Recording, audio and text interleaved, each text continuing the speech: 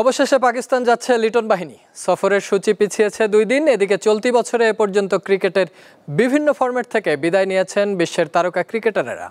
এসবের পাশাপাশি দেশ বিদেশের খেলাধুলার আরও খবর নিয়ে সাজানো হয়েছে আজকের ইসলামী ব্যাংক দীপ্ত স্পোর্টস। আর আপনাদের সাথে আছি আমি মির্জা শাকেসেব সাকিব। ভারত পাকিস্তান সংঘাত থামায় আলোর মুখ দেখতে যাচ্ছে বাংলাদেশ দলের পাকিস্তান সফর। 2 দিন পিছিয়ে 27 মে শুরু হবে 5 ম্যাচের টি-20 সিরিজ। দ্বিতীয়টি হবে 30 মে। প্রথম 2 ম্যাচ হবে ফয়সালাবাদের ইকবাল স্টেডিয়ামে। পরের 3টি টি-20 যথাক্রমে 1, 3 ও 5 জুন। ম্যাচগুলো হবে লাহোরের গাদ্দাফি স্টেডিয়ামে। খেলা শুরু হবে স্থানীয় সময় রাত 8টায়।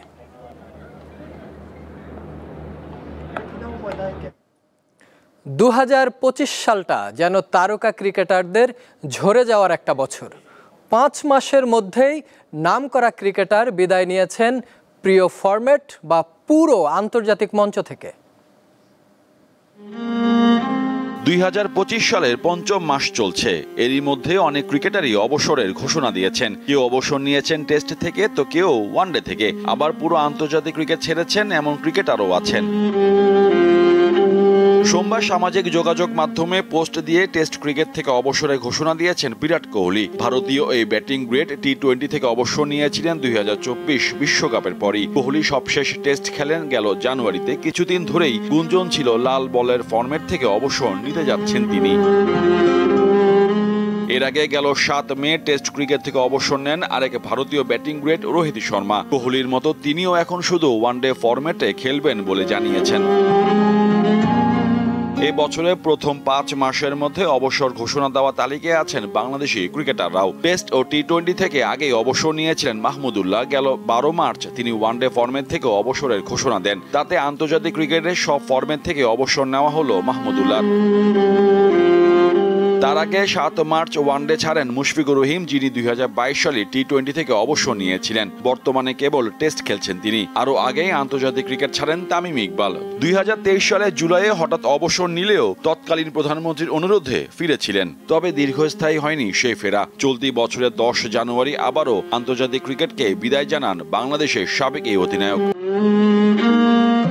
আইসিসি চ্যাম্পিয়ন্স ট্রফি সেমিফাইনালে ভারতের কাছে হারের পরদিন ওয়ানডে ফর্মে ছাড়া ঘোষণা দেন অস্ট্রেলিয়ার স্টিভেন স্মিথ। রঙিন পোশাকে খেলা ছাড়েন আরেক অজি তারকা মার্কাস স্টয়নিসও। অবশ্য টি-20তে মনোযোগ দিতেই 50 ওভারের খেলা ছাড়েন তিনি।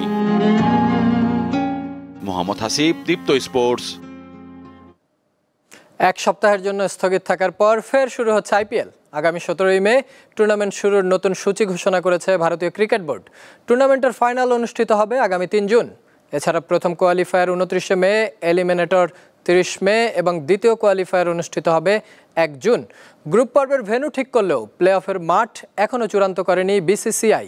ভারত পাকিস্তান সংঘাতে গত 9 মে আইপিএল স্থগিত করে বিসিসিআই।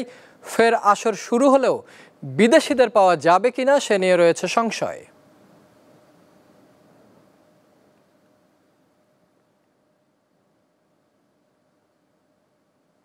ওয়ার্ল্ড টেস্ট চ্যাম্পিয়নশিপের ফাইনালে নিজেদের মুকুট ধরে রাখতে 15 সদস্যের শক্তিশালী স্কোয়াড ঘোষণা করেছে ক্রিকেট অস্ট্রেলিয়া। ইনজুরি কাটিয়ে দলে ফিরেছেন অধিনায়ক Pat Cummins, pacer Josh Hazlewood এবং অলরাউন্ডার ক্যামেরুন গ্রিন। আগামী 11 জুন ঐতিহাসিক লর্ডসে সাউথ আফ্রিকার বিপক্ষে মাঠে নামবে অজিরা। গত আসরে ভারতের বিপক্ষে ফাইনাল জিতে ইতিহাস গড়েছিল তারা। এবার সেই সফলতা ধরে রাখতে প্রতিটি বিভাগে অভিজ্ঞতা ও ভারসাম্য বজায় রেখেই স্কোয়াড সাজানো হয়েছে। দলের নেতৃত্বে কামিন্স, তার সঙ্গে বোলিং বিভাগে রয়েছেন স্টার্ক, হ্যাজেলউড ও স্কট বোল্যান্ড। অফ স্পিনে থাকছেন অভিজ্ঞ নাথন লায়ন এবং সঙ্গী ম্যাট কুহনেম্যান। ব্যাটিং লাইন আপে একঝাঁক অভিজ্ঞ মুখ উসমান খাজা, মার্নাস লাবুশেন, স্টিভ স্মিথ ও ট্রাভিস হেড সহ অধিনায়কের দায়িত্বে থাকবেন স্মিথ। ধর্মীয় দিক বিবেচনা করে দাবা খেলা নিষিদ্ধ করা হয়েছে আফগানিস্তানে। দেশটির তালেবান সরকারের নীতি ও নৈতিকতা মন্ত্রণালয় অনির্দিষ্টকালের জন্য দাবা খেলা নিষিদ্ধ করেছে। ঠান্ডা মস্তিষ্কের খেলা হিসেবে বিশ্বজুড়ে বেশ জনপ্রিয় দাবা, কিন্তু আফগানিস্তানে সাময়িকভাবে এই খেলা নিষিদ্ধ করেছে তালেবান সরকার। তারা বলছে এই খেলা জুয়া উস্কে দিতে পারে। দেশটির সরকারি কর্মকর্তারা জানিয়েছেন, ধর্মীয় আইনের সঙ্গে দাবা খেলার সামঞ্জস্য যাচাই না হওয়া পর্যন্ত অনির্দিষ্টকালের জন্য এটি বন্ধ থাকবে। তালেবান সরকারের নীতি ও নৈতিকতা মন্ত্রণালয় তাই এই সিদ্ধান্ত নিয়েছে। রোববার তালেবান সরকারের ক্রীড়া অধিদপ্তরের মুখপাত্র আতাল মাসওয়ানি বলেন, ধর্মীয় দৃষ্টিতে দাবা হলো জুয়ার একটি মাধ্যম। তার মতে দাবা খেলা নিয়ে ধর্মীয় কিছু বিষয় রয়েছে, সেগুলোর সমাধান না হওয়া পর্যন্ত আফগানিস্তানে এ খেলা স্থগিত থাকবে। আফগান ক্রীড়া কর্তৃপক্ষের মতে জাতীয় দাবা ফেডারেশন গত 2 বছর কোনো প্রতিযোগিতা আয়োজন করেনি, অর্থাৎ সরকারিভাবে দাবা খেলার সব আয়োজন বন্ধই ছিল। আফগানিস্তানে দাবা বেশ জনপ্রিয়, বিশেষ করে নতুন প্রজন্ম এ খেলার প্রতি আগ্রহী। দেশটির নানা ক্যাফেতে দাবা খেলা হয়, তবে সরকারের এই সিদ্ধান্তে ক্ষতিগ্রস্ত হবে অনেকে। 2021 সালে রক্তপাতের মধ্যে দিয়ে ক্ষমতা দখলের পর থেকে একের পর এক নিষেধাজ্ঞা দিয়ে যাচ্ছে তালেবান সরকার। এসব সিদ্ধান্ত শরিয়ার আলোকে নেওয়া হয়েছে বলে জানানো হয়েছে। বিগত বছর মিক্সড মার্শাল আর্টস বা MMA প্রতিযোগিতা নিষিদ্ধ করে দেশটি। এরই ধারাবাহিকতায় নারীদের খেলাধুলা ও শিক্ষার সুযোগ বন্ধ করে দেওয়া হয়েছে। নারীরা নার্সিং শিক্ষাও গ্রহণ করতে পারছে না।